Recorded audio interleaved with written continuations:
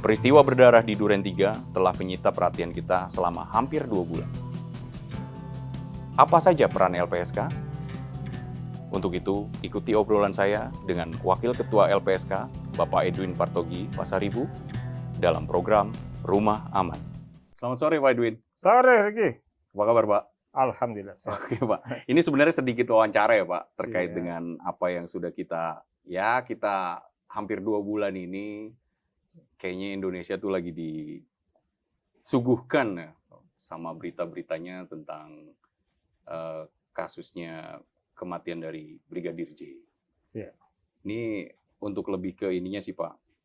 Maksud saya sih di sini mungkin lebih dari ke peran LPSK-nya sendiri.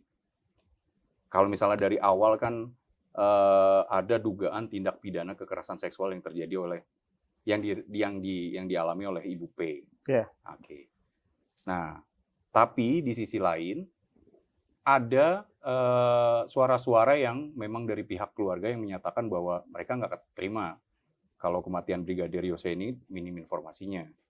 Iya. Nah, dari awal yang memang tindak pidana yang disangkakan adalah terkait dengan pelecehan seksual yang dialami oleh Ibu P, Iya. tapi kan ke belakang akhirnya malah terungkap dan nggak tanggung-tanggung ternyata TP-nya dikembalikan bukan dikembalikan ya, tapi ada tuduhan serius lah bahwa ini pasal yang tentang pembunuhan berencana yang dilakukan oleh Irjen FS dan istrinya yang sekarang sudah dijadikan tersangka. Nah, mungkin yang saya ingin lebih tahu sih gini, Pak. Apa langkah LPSK dan apa yang dilakukan oleh LPSK setelah mendengar berita soal kejadian yang berdarah di Duren 3 itu, Pak? Iya. Pengumuman itu tanggal 11 Juli, hari Senin. Ya. Pengumuman resmi dari Polri. Kemudian itu kita baru dengar kalau nggak salah sekitar jam 5 sore. Oke. Jam 5 sore. Dan kemudian karena kita merasa bahwa ini kasus besar, ada orang mati, pada waktu itu diksi tembak-menembak. Oke. Ya, di rumah jenderal, ya, Kadif Propam. Ya. Nah, tentu LPSK sebagai lembaga yang mensupport proses penegakan hukum dan arti kata melindungi para saksi korbannya ingin terlibat. Ya. Apakah ada saksi korban dari peristiwa ini yang membutuhkan perlindungan? Gitu. Sehingga hari Selasanya tanggal 12 Juli itu LPSK sudah hadir di Polres Jakarta Selatan bertemu dengan Kapolres dan mendapatkan informasi tentang perkara apa yang terjadi, ya, peristiwa apa yang terjadi, sebagaimana yang disampaikan pada konstruksi versi pertama. Oke. Ya. Nah, dan di hari keduanya kita sudah ketemu dengan Pak Irjen Sambo, Ferdi Sambo, di kantornya, di kantor Propam, sudah ketemu dengan Baradae, ya, di hari itu juga, di hari Rabu itu, tanggal 13 Juli, dan 16 Juli kami sudah ketemu dengan Ibu PC, Ibu PC. di rumahnya di Saguling, rumah pribadi.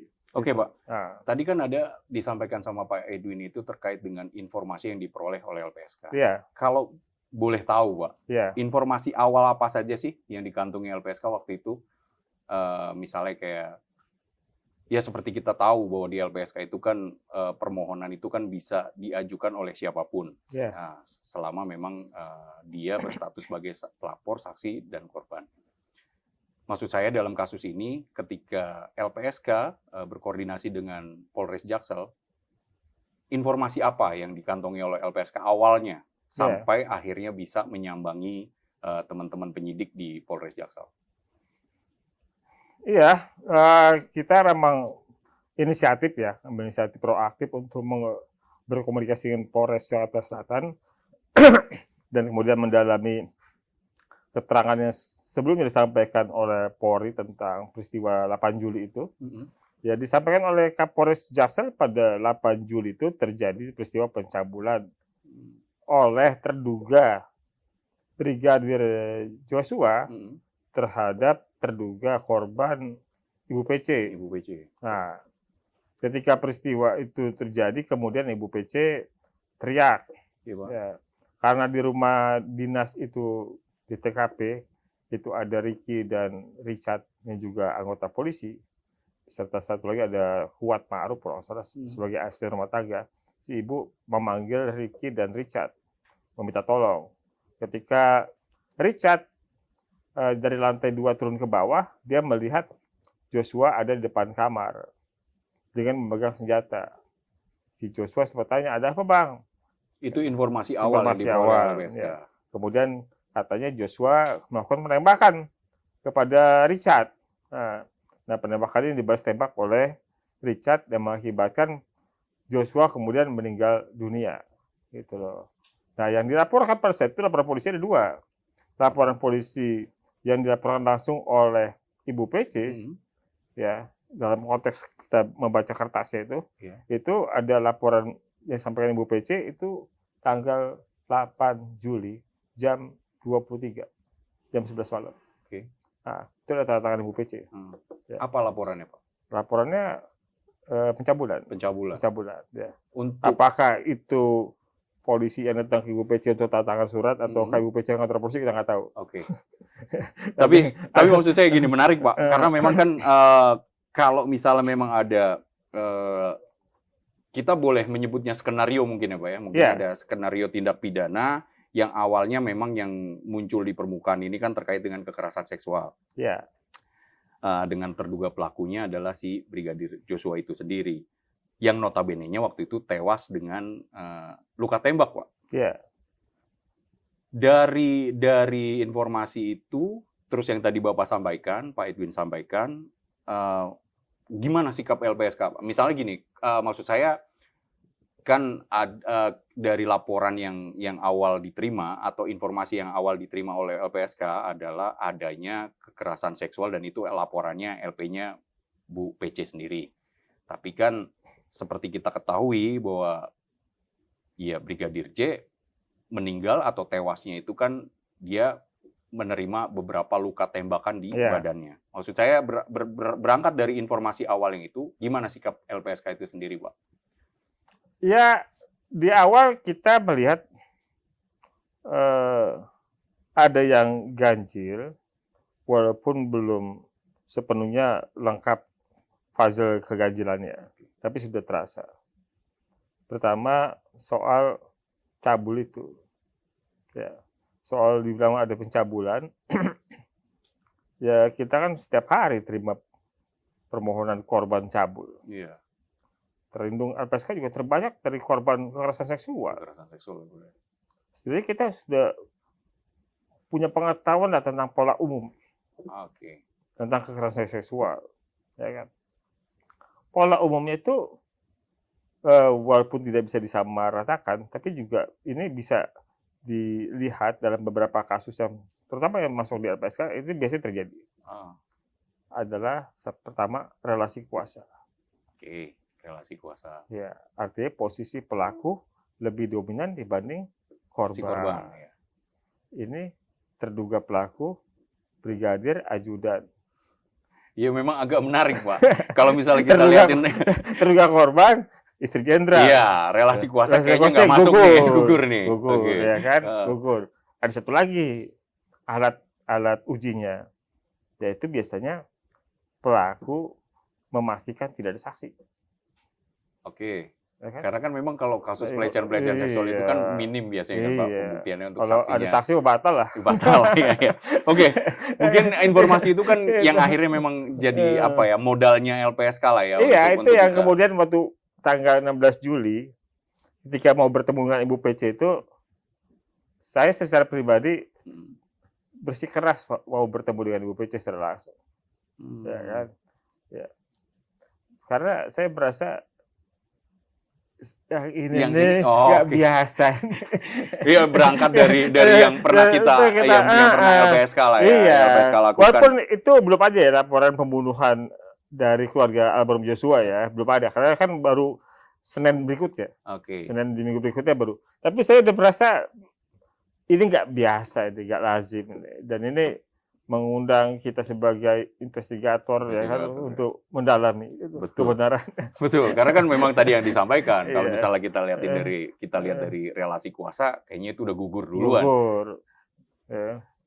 Joshua pangkatnya brigadir. Brigadir. Bu PC istrinya Jenderal. Irjen. Oh, iya. Oke, Pak. Oke. Kan tapi sempat ketemu dengan Bu PC akhirnya. Ya ketemu kan pimpinan yang perempuan Ibu Susi kan. Oke, untuk ketemu dengan Bu Iya. PC-nya Bu Iya. Susi ya. Heeh. Ini Pak, kan tadi ada disampaikan sama Pak Edwin terkait Ya. dengan pertemuan-pertemuan yang sudah dilakukan berdasarkan informasi yang diperoleh oleh LPSK. Salah satunya mungkin tadi disebutkan pertemuan dengan teman-teman penyidik di Polres Jaksel. Ya. Terus sama ada juga pertemuan dengan Irjen Sambo sendiri kan Pak? Iya. Nah, info apa Pak yang diperoleh oleh LPSK dari hasil pertemuan dengan Irjen Sambo? Iya, Pak Ferdi Sambo itu menyampaikan bahwa istrinya membutuhkan perlindungan karena istrinya itu terancam atau terganggu lah dari pemberitaan media massa. Gitu. Saya juga Lebih ke media masanya, media Pak. massanya ya, saya juga agak sulit memahami. Itu kan baru hari ketiga, Iya, ya kan? Baru hari ketiga dari pengumuman 11 Juli, betul Pak. ya kan? Kok dia sudah bilang bahwa istrinya apa namanya ya mungkin banyak diberitakan, mungkin pemberitaan itu bicara tentang asusila yang kemudian membuat istri terpukul. Tapi mungkin saya juga yang kurang ikut berita ya. Saya ini baru hari ketiga deh ya. Tapi memang info itu yang diperoleh dari pertemuan dengan Ferdi Sambo ya. Bahwa dia membutuhkan perlindungan dari pemberitaan dan meminta LPSK untuk melindungi korban pencabulan ini dari pemberitaan tersebut dengan cara men-take down berita-berita itu, gitu loh. Jadi LPSK yang melarang media untuk memberitakan tentang korban. Oke. Ya, gitu. Agak menarik ya Pak ya, karena memang sebetulnya kalau misalnya terkait dengan media ya, kekhawatiran dari Pak Ferdi Sambo sendiri kan, jadi kan seorang irjen ya kita tahu lah. Iya. Walaupun memang ya dia pasti membutuhkan juga lembaga atau institusi yang memang berwenang dalam perlindungan sih Pak. Iya. Nah, ini yang menarik lagi nih Pak. Ini kan dari pertemuan dari tadi Pak Edwin sampaikan juga ada pertemuan dengan LPSK dengan Ferdi Sambo. Iya. Yang di mana itu waktu itu Pak pertemuannya? Di kantor Propam. Ini menarik Pak, karena kan memang banyak juga beredar di pemberitaan-pemberitaan bahwa ada pemberitaan yang menyampaikan dan mungkin ya kita ramai dengar lah, ada namanya titipan Bapak. Nah, maksud saya Pak, ini kan institusi lembaga negara dititipin. Yeah. Kita kan bukan tempat penitipan ya Pak, kalau LPSK kalau boleh dibilang kan bukan. Nah, maksudnya itu apa Pak? Sebenarnya apa sih yang terjadi dari istilah titipan Bapak dalam tanda kutip itu Pak? Ya. Itu terjadi setelah pertemuan dengan FS. Menunggu Baradae. Jadi rentang antara setelah ketemu dengan FS, menunggu Baradae, kan ada 2 staf LPSK yang datang ke Propam, bertemu dengan Irjen Ferdi Sambo. Salah satu staf pergi sholat, ya kemudian tinggal 1 orang di ruang tunggu. Kemudian petugas dari Propam itu bawa map dan kemudian membukakannya di depan staf kita, staf LPSK. Oke. Ya, isinya ada 2 amplop tebal. Amplop tebal. Iya. Titipan itu. Iya. Tebalnya sekitar 1 cm. Ya kan? Oke. Ya. Nggak tahu isinya apa ya, bakwan apa potongan Papan koran. mungkin Pak. Papan. Tapi dari bahasanya kan menyiratkan apa itu isinya ya kan. Ya. Ini untuk kalian berdua titipan dari Bapak. Oh, berarti Gitu. apa ya, kata-kata lengkapnya seperti itu. Iya. Karena kan memang kan pembahasan yang kita jumpai atau kita temui di pemberitaan itu kan cuma tulisan terkait dengan titipan Bapak dalam tanda kutip. Ini untuk kalian berdua titipan dari Bapak gitu. Ya Waktu kan? itu ada 2 orang memang ya. 2 orang, karena 2 orang kan 2 amplop kan. Gitu. Kalau Oke. Ricky ikut 3 mungkin. Mungkin ya. Tapi kalau misalnya kita konotasinya agak buruk ya Pak ya, titipan jaga. Emang kita JNE. Dititipin. Oke Pak. Jadi kan setelah peristiwa apa ya yang tadi tadi Jadi langsung teman-teman. ditolak tadi itu ya. Oh, langsung ditolak Langsung ya? ditolak. Jadi kita tidak menyentuh, saya langsung tolak. Tahu usah Pak, kembalikan saja ke Bapak. Nah, langsung tolak. Oke. Nah, Nah, selang berapa hari Pak? Mungkin setelah pertemuan dengan apa ya, langkah-langkah penelaahan atau investigasi yang dilakukan teman-teman LPSK kan memang kan salah satunya adalah ya kita wawancara atau interview secara langsung ya pihak-pihak yang memang terkait dengan hal ini. Mungkin tadi sudah dilakukan juga pertemuan dengan FS. Nah Pak, ada nggak sih Pak pertemuan setelah dari FS misalnya, kan tadi Pak Edwin juga sampaikan ada pertemuan dengan Polres Jaksel. Pasti ada dong di superiornya misalnya kayak Polda Metro misalnya, karena kan ada juga beredar foto-foto atau video yang mungkin ada kedekatan lah antara Ferdy Sambo dengan Kapolda. Ada nggak LPSK waktu itu melakukan audiensi atau koordinasi dengan Polda Metro Jaya? Ada.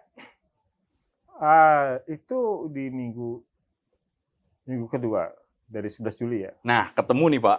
Maksud saya dari pertemuan itu suasananya seperti apa sih Pak? Kan kita nggak tahu ya. Yang kita ketahui mungkin pemberitaan di luar, di khalayak ramai atau di umum, biasanya kan kadang jarang juga ya kita mengemukakan suasananya Pak. Oh iya. Kan pasti sebagai LPSK kan sebagai tamu. Tamu datang ke Polda Metro Jaya sebagai tuan rumah kan pasti ada suasana-suasana yang seperti kita tahu lah dalam tanda kutip ya, walaupun itu jarang terjadi juga. Gimana Pak? Bisa digambarkan nggak situasi saat itu? Malah yang tadi saya sampaikan minggu berikutnya dari 11 Juli itu kita ke Polda Metro Jaya. Sebenarnya salah satu pimpinan LPSK Pak Ahmadi itu sudah buat janjian dengan Pak Kapolda untuk bertemu. Gitu. Dan Pak Kapolda sudah mengiyakan untuk menerima. Ketika kami sampai di sana, yang terima bukan Pak Kapolda. Siapa Pak? Pak Dirkrim Umnya, Pak Hengki. Pak Hengki. Yang dari Jakbar dulu ya? Iya, dari Jakbar. Iya, dia masih ingat LPSK. Karena memang udah sering kayak gimana. Jadi yang terima Pak Hengkinya. Ya, kita ngobrol sama Pak Hengki. Pak Hengki juga dalam posisi saat itu dapat keterangannya, dia baru terima pelimpahan kasus ini kan dari Jakarta, Polres Jakarta Selatan ke Polda Metro. Ya, jadi dia juga belum tahu banyak. Gitu loh. Sekalipun saya menangkap kesan bahwa Pak Hengki menyampaikan bahwa TKP itu sudah tidak clear gitu, ya sudah ditangani oleh pihak lain yang bukan Serse. Nah itu ya kan. Dari informasi itu. Dari informasi ketika itu ya kan saya menangkapkan kesan seperti itu, termasuk kita meminta diri untuk melihat TKP secara langsung. Ya kata Pak Eki, saya juga belum lihat. Ya nggak tahu dia sudah tutup belum, tapi ketika itu dia bilang saya juga belum lihat. Ya, dan dia belum bisa kasih keterangan banyak karena dia juga belum dapat pelimpahan dari Polres Jakarta Selatan. Gitu. Jadi itu satu sesi kita ketemu dengan Polda, ada di waktu yang lain lagi kita bertemu lagi dengan pihak Polda. Nah, yang beritanya kemudian jadi heboh juga pertemuan. Gimana tuh Pak? Berarti ada 2 kali pertemuan. Ada 2 kali pertemuan. Yang pertama dengan dia. Yang pertemuan pertama LPSK yang berinisiatif bertemu dengan Kapolda. Tapi tidak Kapolda yang menemui, tapi Dirkrim yang menemui. Yang kedua itu kita diundang rapat pada tanggal 29 Juli. Kalau yang pertemuan pertama tanggal? Saya lupa tanggalnya. Berarti nggak berapa lama ya Pak setelah itu? Iya. Diundang. Nah, kalau undangan, apalagi undangan nih Pak. Situasinya gimana Pak? Suasananya Pak? Diundang, bahwa kita diundang, bukan hanya LPSK diundang. Ada Kementerian Perlindungan Perempuan dan Anak, ada Kemensos, ada Kominfo. Kan. Jadi bukan hanya LPSK, ada Komnas Perempuan. Jadi ini undangan untuk ada KPAI, ada satu LSM perempuan, ada psikolog, ya kan. Diundang dalam tema undangan sih perihal tentang pembahasan tentang perlindungan saksi dan korban perempuan dalam kekerasan seksual. Oke. Ya. Tapi kita sudah dapat informasi kalau pembahasannya hanya seputar Duren 3. Oke. Ada pembahasannya seputar Duren 3, ya kita kirimkan staf saja, ya kan? Kenapa kita kirim staf? Biar nggak bisa ngambil keputusan kan? Iya. Ya kan karena memang kan undangannya itu kan lebih untuk kepelecehan seksualnya kan, Pak. Iya. Karena kan memang Tapi undangan itu umum, tidak soal kasus. Hmm. Ngomongnya soal penanganan atau perlindungan terhadap saksi Ah. korban kekerasan seksual, gitu. Nggak ngomongin kasus, oke. gitu. Walaupun Akhirnya. ketika di dalam rapatnya hanya ngomongin soal Duren 3. Duren 3 ini. Nah, tapi karena kita sudah dapat informasi sebelumnya tentang itu, ya kita kirim staf aja 2 orang, ya kan, hadir, dan dalam forum itu ya dalam tanda kutip seolah seperti mengadili juga yang si pengundang ini, karena menilai LPSK lambat, prosedural, tidak sensitif korban, ya kan, tidak segera melindungi Ibu PC. Nah, itu yang rapat itu dipimpin oleh Wadirkrim Nah, Wadirkrim Polda Metro, dan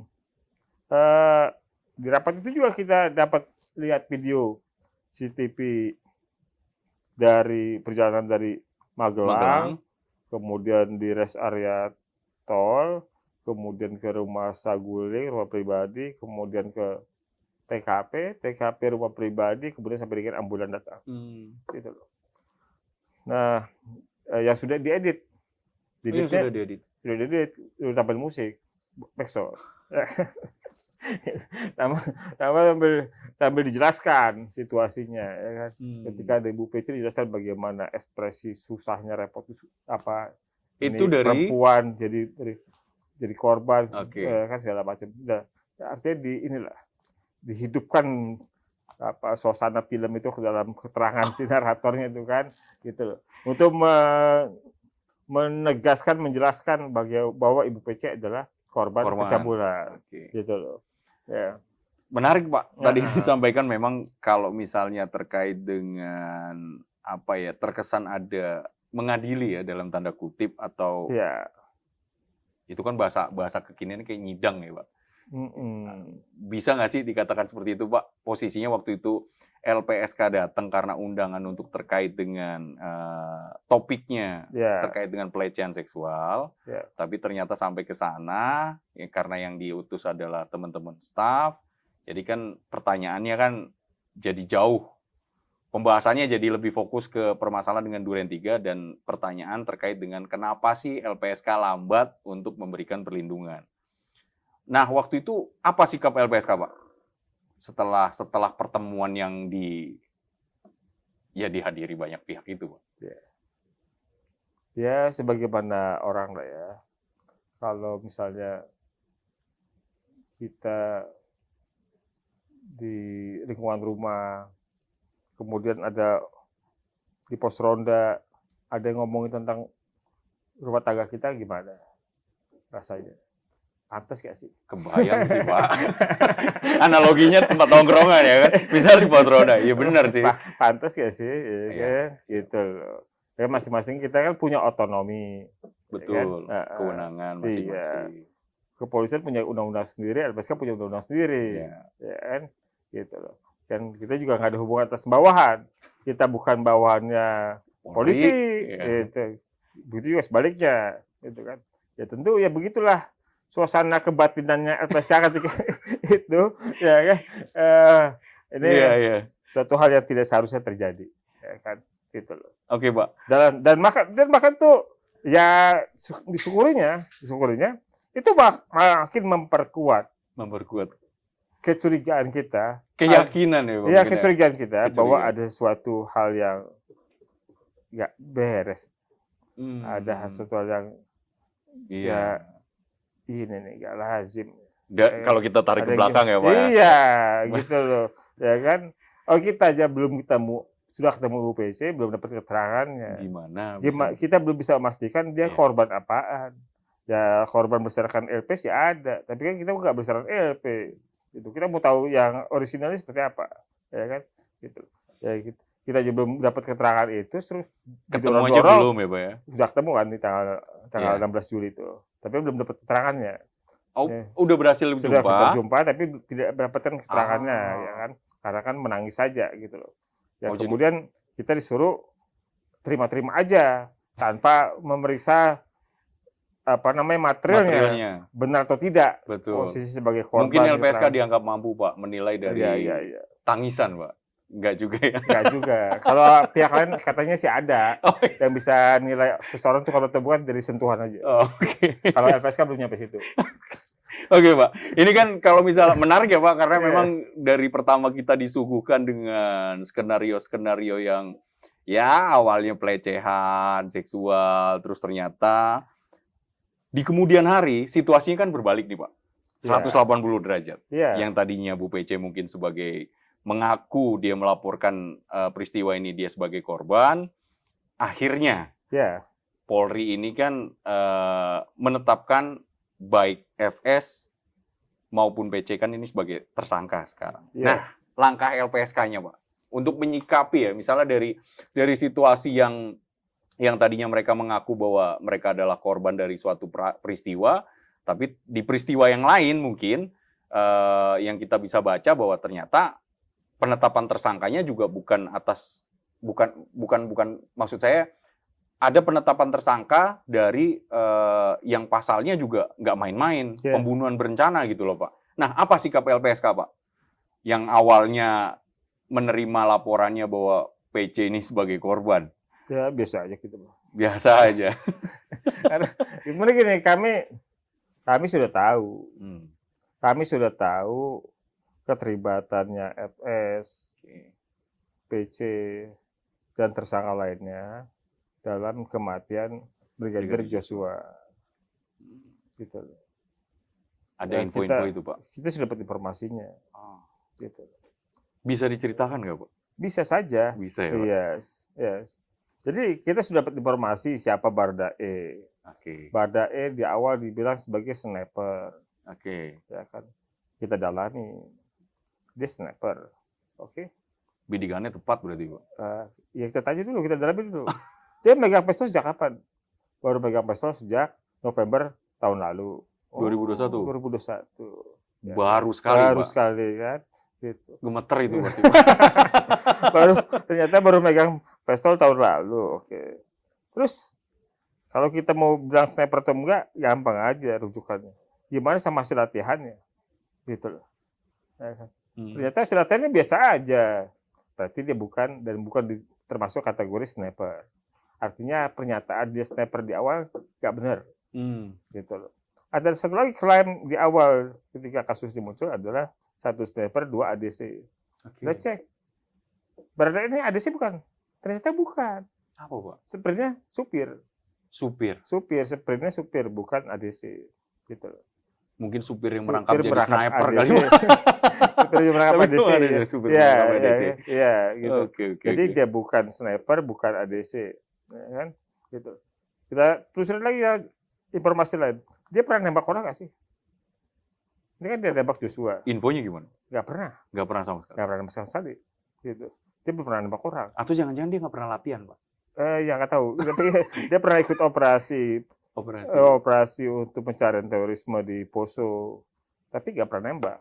Gitu loh. Oke. Ya kan dia pernah tugas di Bonokwari untuk pengamanan pilkada, tapi juga nggak pernah nembak orang. Gitu. Ya kan? Jadi dia baru pertama nembak adalah nembak Joshua. Si Joshua itu. Dan dia hubungan sama Joshua juga baik-baik saja. Dia nggak punya masalah pribadi. Nggak ada personal. Nggak ada masalah personal.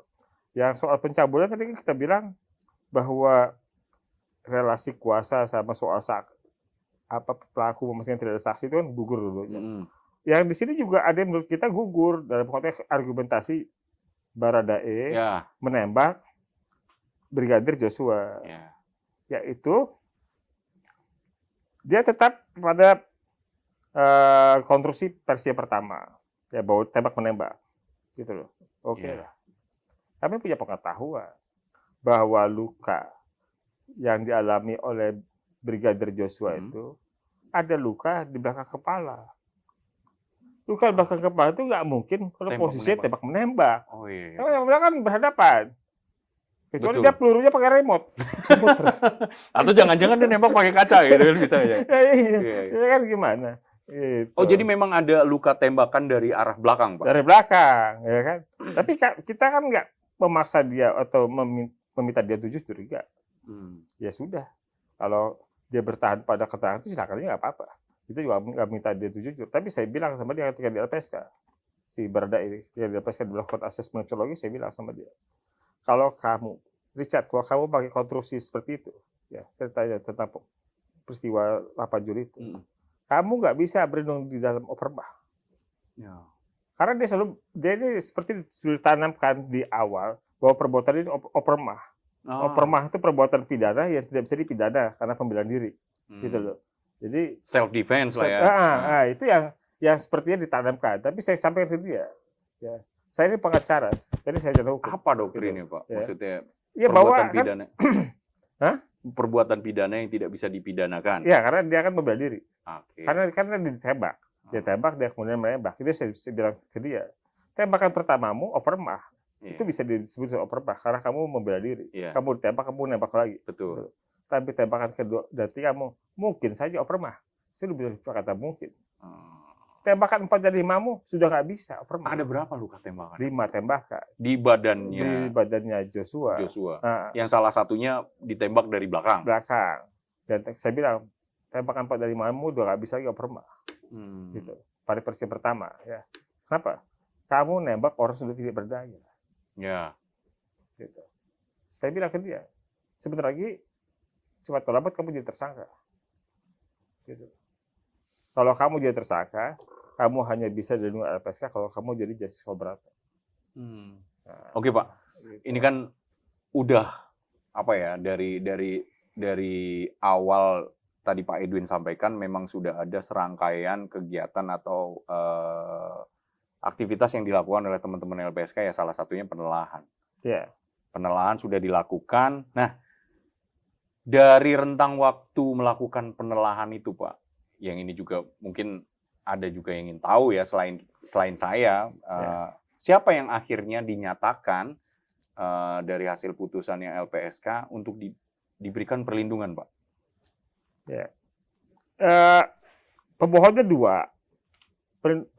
Permohonnya 2 orang. Okay. Yang dimohonkan 3. Dari 3 kasus.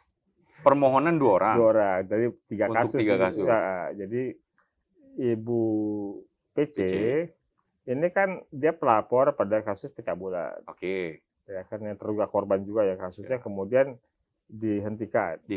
Ya. Baradae ini di awal ada laporan model A tentang percobaan pembunuhan. Model A. Ya, jadi dia kan yang ditembak sama Joshua. Oke. Ya, laporan model A. Jadi percobaan pembunuhan yang kemudian juga dihentikan. Oke. Gitu. Yang ketiga kan laporan polisi dari pihak keluarga Joshua tentang pembunuhan berencana. Oke. Yang kemudian menempatkan Baradae menjadi tersangka. Oke. Tersangka 340 gitu. Nah, di sini ada permohonan sebagai justice collaborator. JC. Okay. Jadi permohonan Ibu PC di pencabulan dan Baradae di percobaan pembunuhan sebagai itu JC. Itu kita tolak. Oke. Oh, berarti untuk kasus itu ditolak. Oke. Untuk permohonan Baradae sebagai JC pada kasus pembunuhan Joshua atas laporan keluarganya Joshua. Laporannya keluarga Joshua ini kita terima sebagai justice collaborator. Gitu loh. Apa, Pak? Maksud saya kan gini, kalau misalnya tadi ada tiga perkara untuk 2 permohonan yang akhirnya 2 dari 3 ini kan dihentikan dan ditolak ya permohonannya, dan 1 diterima sebagai justice collaborator untuk Baradae.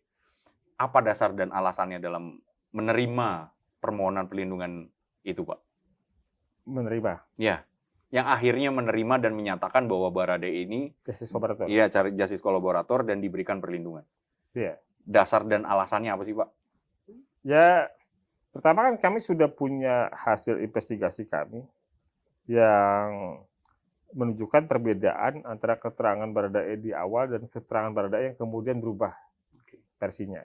Yang kemudian itu lebih cocok, lebih sesuai dengan investigasi kami. Gitu. Dan kemudian kami sudah ketemu dengan Baradae tanggal 15 Agustus di Barreskrim. Dia sudah mengakui perbuatannya. Saya tanya kenapa dia ngaku? Ya supaya lebih tenang aja Pak. Saya berdoa dulu, minta tuntunan dari Tuhan. Setelah tenang saya kemudian buat pengakuan. Kamu ngaku di tim sus atau di Irsus? Di Irsus. Gitu. Apa tuh Pak? Irsus. Kan ada tim sus. Tim sus itu kan para komjen, para komjen di Polri yang memimpin penyidikan. Tim sus. Irsus? Kalau Irsus ini juga komjen juga, ya di bawah Irwasum. Ya ini yang memimpin untuk penegakan disiplin etika dan disiplin internal. Ya. Berarti pengakuan baru ke Irsus. Pengakuannya ke Irsus. Dia ngaku tadi di depan Pak Ahmad Dopiri, Komjen Ahmad Dopiri, dan kata dia, biar saya tulis saja.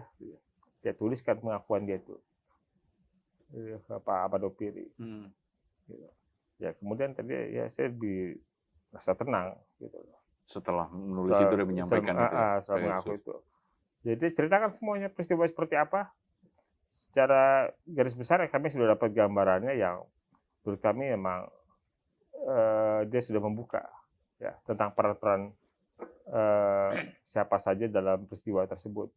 Ya mungkin hanya bagian-bagian pelengkapnya saja yang harus dilengkapi untuk ditanyakan kembali ke si Baradae ini. Jadi itu dasarnya. Dasarnya kemudian kami merasa bahwa dia memang cocok untuk jadi justice collaborator karena kemudian kan juga setelah dia jadi justice collaborator ya itu kan FS, Ricky, Kuat Ma'ruf kan jadi tersangka termasuk PC ya.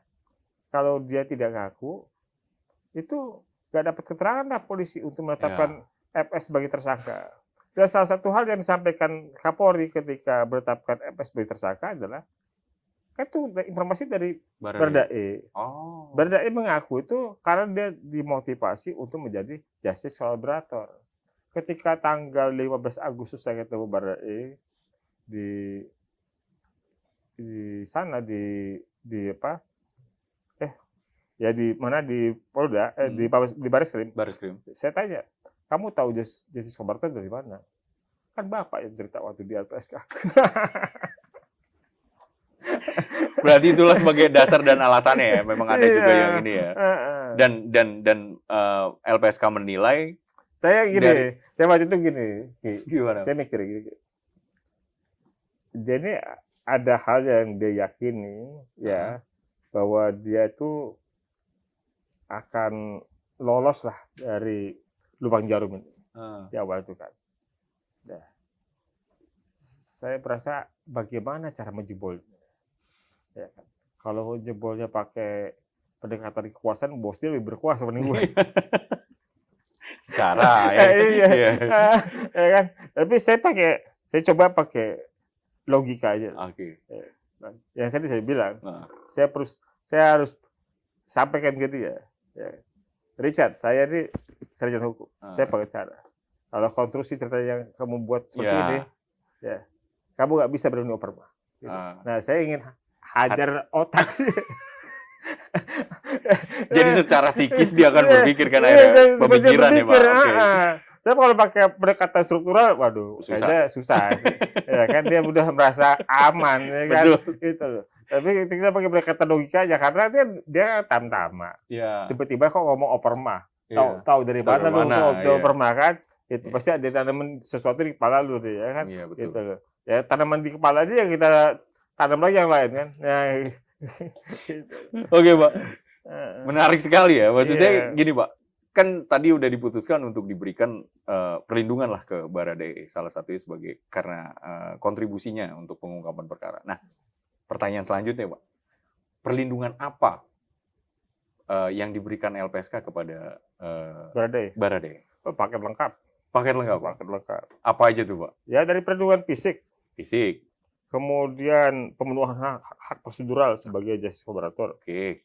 ada kemudian psikologis, Psikologis. ada psikososial, ya ada situ ada kunjungan dokter, ada kunjungan rohaniawan, ya kan, kemudian kunjungan psikolog. Sudah menikah belum, Biar Ade? Belum, Belum ya, berarti Belum. belum ada kunjungan istri lah ya, Pak? belum Oh, punya belum. istri, gitu. Ya, jadi kita sudah menempatkan orang di rutan. Ya, kita juga terima kasih kepada Barreskrim ya, Oke. karena Oh, penempatannya di situ, Pak? iya kita kan Di di rutan Barreskrim. Oke.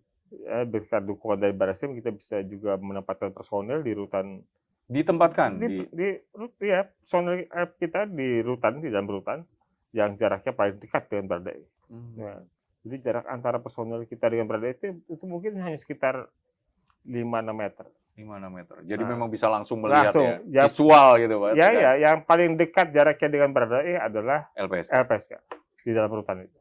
Gitu loh. Dan kemudian kita yang memberikan makanannya kepada Baradae. Jadi kita pastikan Semua, Pak. iya, kita pastikan Baradae tidak keracunan. Oke. Baradae betul. tidak disiksa, Baradae tidak ada terlibat pada keributan antar tahanan, ya kan? Tidak sakit, gitu. Ada nggak sih, Pak, perlakuan khusus misalnya? Ini kan salah satu yang bisa dilakukan LPSK sebetulnya. Misalnya penempatan agar dia tidak disatukan dengan tahanan lain. Tentu Itu dilakukan juga? tentu dilakukan. Jadi Dilakukan. Baradae itu dalam satu sel hanya dia sendiri. Berarti itu Iya. paket lengkap, selengkap-lengkap ya, Pak? Paket lengkap. Selengkap-lengkapnya. Iya. Plus bonus itu pokoknya. Spesial itu. Iya, iya. Oke, Iya, Pak. iya. Dari awal kita ngobrol nih, Pak, sebetulnya ada skenario-skenario yang memang sudah dalam tanda kutip dibuat Iya. dan diciptakan, Iya. dan itulah yang dihembuskan ke Iya. permukaan. Hmm. Ada nggak sih, Pak, misalnya, kan dari pertama juga sebetulnya kalau misalnya boleh dibilang LPSK hampir masuk ke dalam skenarionya. Hampir ya, Pak? Iya. Maksud saya dalam artian hampir karena memang ada permohonan juga terkait dengan pelecehan terkait dengan tindak pidana dugaan pelecehan seksual. Tapi kan akhirnya dengan penelaahan yang dilakukan LPSK, kita lolos nih, Pak, Iya. dari skenario itu. Nah, yakin nggak sih, Pak, kalau LPSK itu tidak akan kembali masuk ke dalam skenario lainnya? Iya. Ya, saya selalu mengatakan bahwa LPSK nggak pernah kena prank pada kasus ini ya. Ya. LPSK nggak pernah prank. Tinggal cek aja dari pemberitaan-pemberitaan yang ada, pernah nggak kita melakukan pembelaan, dukungan terhadap peristiwa ini di posisi awalnya. Ya kan? Jadi kita sangat hati-hati pada kasus ini karena tadi kita sudah melihat hal yang janggal, yang ganjil dari proses kasus ini, yang kemudian kita berkeyakinan bahwa proses saat ini sudah berada di ralnya, gitu loh. On the track. On the track. Oke. Ya. Jadi saya nggak tahu kalau ada skenario lagi ya, tapi setidaknya skenario yang awalnya coba dibangun tentang pencabulan, percobaan pembunuhan itu skenario sudah digagalkan, sudah kemudian dieliminasi dengan kemudian para pelakunya dijadikan tersangka untuk pembunuhan Brigadir Joshua, gitu loh. Berarti Ya. memang balik dari tadi keyakinan itu kali, Pak. Ya. Dasar-dasar keyakinan LPSK mungkin yang tadi diceritakan juga oleh Pak Edwin ya. Iya. Oke. Jadi yang kita menurut saya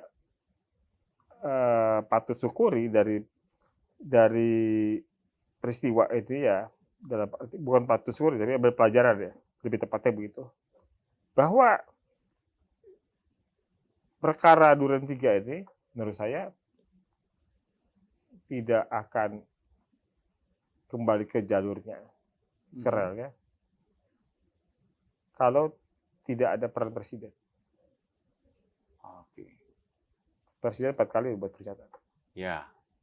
Kemudian dikawal ketat oleh Menko Polhukam. Karena memang dalam pemberitaan kan 4 kali juga menyampaikan untuk urus ini. Maksud saya, orang kadang-kala merasa bahwa media, jurnalis, netizen punya kekuatan. Iya. untuk membuat suara mereka itu menjadi keadilan. No viral, no justice. Ya, SJW lah, Pak. Ya kan, no viral, no justice. Saya nggak butuh yakin seperti itu. Oh, Nggak butuh yakin. Saya lebih yakin kalau presiden udah turun, udah pasti. udah pasti beres. Nah, Siap. kan, gitu. Jadi, tapi kan begini masalahnya. Ya kita nggak mungkin berharap presiden Menko Polhukam merangkap jadi Kapolri kan. Ya, Nah, pasti, Pak. Jadi supaya itu nggak terjadi hal-hal yang nggak perlu diambil alih oleh presiden dan Menko Polhukam, ya diselesaikanlah di polisi. Karena memang udah ada Kewenangan kewenangannya masing-masing. Ya, Ya, kita sih berharap seperti itu gitu. juga, Pak. Ya, memang saat ini kan proses kan terus jalan dan dalam waktu Ya. singkat mungkin akan segera dilimpahkan, Pak, ke Ya. penuntut hukum. Ya, kita lihat aja ya, bahwa nanti di persidangan ada kejutan apa lagi sih? ya. Ada peristiwa apa lagi sih? Ada skenario apa lagi sih yang akan dibangun? Ya, termasuk Mungkin- soal motif yang di Magelang tanggal 7 Juli. Iya, Ya. karena kan memang dari informasi yang kita peroleh dari pemberitaan juga bahwa dari 80 pertanyaan. Kemarin kan Bu BJ kan sempat diperiksa, Pak. Ya. Sudah diperiksa, sudah dilakukan pemeriksaan dan dalam pemeriksaan itu dia masih bersikeras bahwa dirinya menjadi korban Korban pencabulan. pelecehan seksual. Oke. Ya oke deh.